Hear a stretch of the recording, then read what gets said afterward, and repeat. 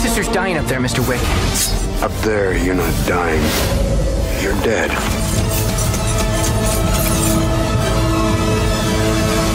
Salve, salve minha galerinha mais ou menos nerd. Vamos lá começar a nossa revisão sobre climas e vegetação, que é a revisão para a prova da galera do segundo ano. Nessa fala a gente tem que começar falando sobre os fatores climáticos, que são aqueles fatores que influenciam direto ou indiretamente na composição de um clima. E a gente vai começar aqui pela latitude. E pela latitude a gente precisa lembrar dos paralelos principais, que são 5.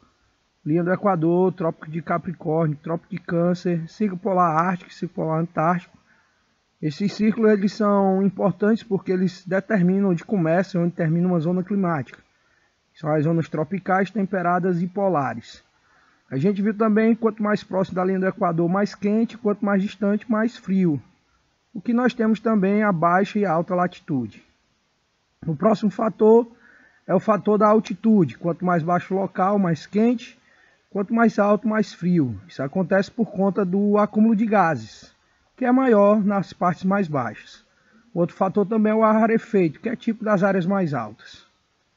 Aqui a influência da vegetação. A gente viu que a vegetação ela exerce aí um fenômeno chamado de evapotranspiração, que é a transformação de CO2 em O2, o que deixa o local mais úmido e também mais frio. Já a urbanização, a gente viu que a influência de alguns fatores gera um ar mais quente, o que deixa os locais urbanos mais quentes. As áreas mais afastadas são mais frios. Aqui no fator de maritimidade e continentalidade, a gente viu que quanto mais próximo do litoral, menor será a temperatura, e quanto mais afastado, mais quente. Aí levando em consideração um raio de 15 km em relação ao litoral de distância, que vai influenciar aí nessa alternância de temperatura. E por último, as massas de ar. A gente viu que essas massas elas são 5 em relação ao Brasil. 2 massas nascem no Equador, próximo do Equador. São ambas massas quentes e úmidas. 2 nascem no Trópico de Capricórnio, que é a MTA e MTC. A MTA é quente e úmida, a MTC é quente e seca. E uma próximo do polo, que é fria e úmida. Nosso próximo ponto é sobre os elementos que a gente não pode confundir. Seria a temperatura, o primeiro elemento, que é exatamente levar em consideração a radiação. O outro é a precipitação, que leva em conta a umidade. E nós temos a divisão de umidade do ar relativa e absoluta. O outro ponto é a pressão atmosférica, que leva em consideração a pressão que os gases fazem sobre nós. Aqui nós vamos falar sobre os climas. A gente viu que nós temos 5 grandes grupos climáticos, como vocês podem observar: equatorial, semiárido, tropical, tropical úmido e o subtropical, que foi o que a gente conversou. Cada um desses climas, eles vão ter um índice de chuva diferenciado. Aí no clima equatorial a gente pode perceber que há um volume de água bem maior. No semiárido, no caso no tropical, 2 estações bem definidas. No semiárido, que a gente vai conversar ali, que é Cuiabá, seria bem escasso o índice de chuva. E aí a gente está vendo o índice bem alto. Aqui 2 estações bem definidas, inverno e verão. Aí muito baixo, que seria o semiárido.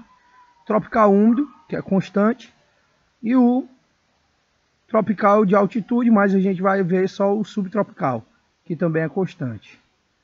A outra característica são os tipos de vegetação, que a gente viu pode ser herbácea, arbustiva e arbórea. As herbáceas são as menores, geralmente são espécies rasteiras. As arbóreas já são de médio porte, com poucos galhos e poucas folhas. E as arbóreas, que já são espécies bem maiores e que têm, claro, um tronco maior e mais folhas. Nosso próximo assunto é sobre os tipos de vegetação. A gente viu que no equatorial a vegetação é amazônica, que tem a predominância de espécies arbóreas. Aí a mata dos cocais, que a gente vai falar um pouquinho mais na frente. A caatinga, que é típica do semiárido. O cerrado, que é típico do clima tropical.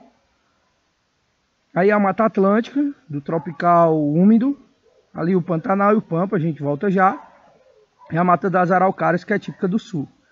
Em relação à Amazônia, a gente vai fechar ainda o conteúdo falando sobre ela, que ela pode ser dividida. Aí no caso da caatinga, a gente tem uma vegetação xerófita. Na Mata Atlântica é a Mata Ciliar. Aí nós temos a Mata dos Pinhais, lá no subtropical. E aí eu estou circulando exatamente as outras formações. A gente conversou o Pantanal, mais abaixo aqui nós vamos ver o Pampa Gaúcho. E aquele primeiro lá circulado seria exatamente a Mata dos Cocais. E aí para fechar, tá aí a subdivisão da Amazônia, Mata de Terra Firme, Mata de Varzea e Mata de Igapó. Na Mata de Terra Firme nós temos as espécies maiores. São espécies que ainda vivem bem preservadas e estão bem distantes dos rios que cortam a floresta. Já a Mata de Varzea, onde ficam as seringueiras e fica constantemente alagada. E aí a Mata de Igapó, que está sempre alagada devido à sua proximidade com o litoral. Então é isso, galera. Eu espero que essa nossa rápida revisão ela possa ajudar vocês. Use o que vocês têm lá no caderno, né? Dá uma olhadinha nas outras informações. E é isso. Sucesso. Dá um like no vídeo. Compartilha caso precise, né? E se inscreve no canal. Valeu? Sucesso para vocês. Boa prova. Estudem mesmo, não deixe para a última hora. E sucesso, que eu acredito que dará tudo certo.